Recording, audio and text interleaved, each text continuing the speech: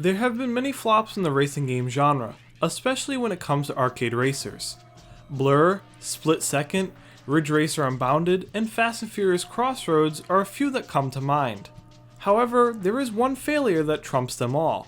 Developed by Codemasters EVO, the studio that worked on Drive Club and the MotorStorm series, ONRUSH tried to fill the huge gap in the arcade racing genre. Released in 2018, the game flopped extremely hard, selling only around 1,000 copies in the UK on release. The game received little post-launch content, and its PC version was silently dropped. A little over 4 years after release, its online servers were shut down and it has been delisted from digital storefronts. How can a promising arcade racer from a well-known studio and publisher fail so hard?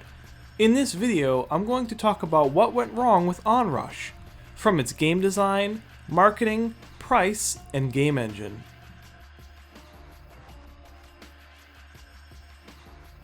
There are a few critical elements in ONRUSH's game design that hindered the experience for players. Firstly, ONRUSH's revolutionary game design ended up hurting its chances with many racing game players, especially MotorStorm fans. The game did not offer a traditional racing experience, as the gameplay was much more in line with a hero shooter like Overwatch. Not only did they introduce vehicular combat with special abilities per vehicle, they also made a team-based game without actual racing, with events consisting of building up points from boosting, capturing moving zones, going through gates to keep a timer running, and trying to survive through different vehicle levels.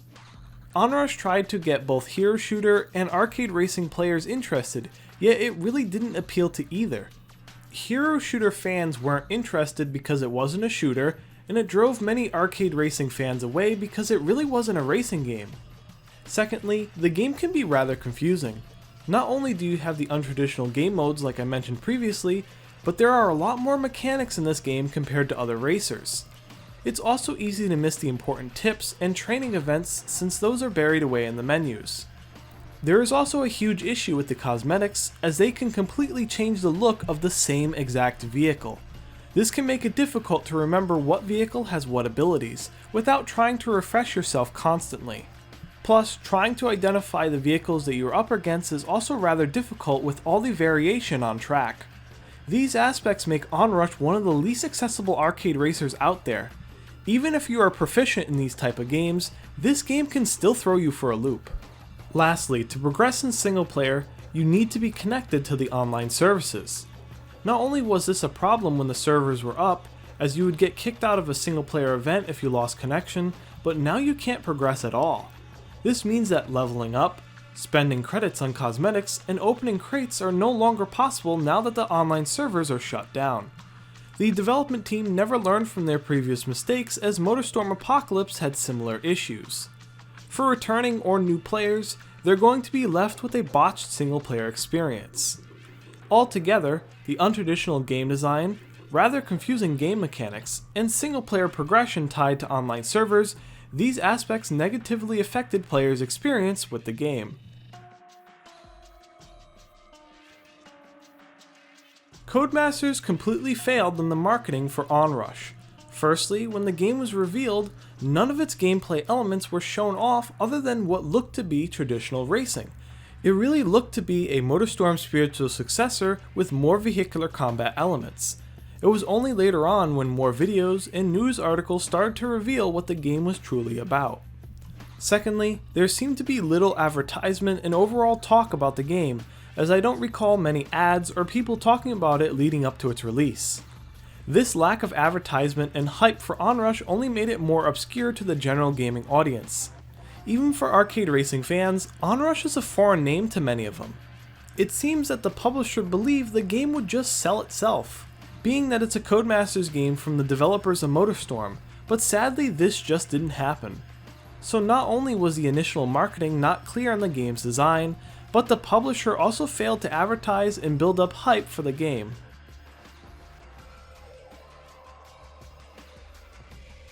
As I discussed before in previous videos, people these days are not really willing to pay $50 to $60 for arcade racers unless they're packed with a lot of content. ONRUSH was very limited content-wise, with only 8 vehicles, 4 game modes, and 12 tracks on release. Instead of pricing the game accordingly, Codemasters made the fatal mistake of pricing it at $60, with the deluxe edition for $75. Because of this, the game stood no chance in the marketplace, especially with games like Forza Horizon 4 coming out later that year for the same price.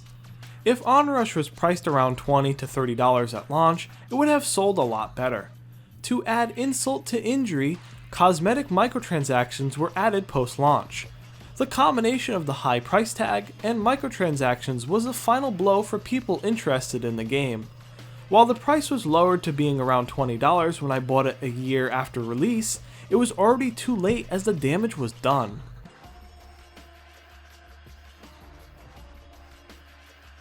After Evolution Studios was bought by Codemasters, the team could not use the technology they were using at Sony. They decided they would make a new game engine, and this tech was greatly detailed in Digital Foundry's video. However, what I realized in watching this video is that ONRUSH feels like a tech demo.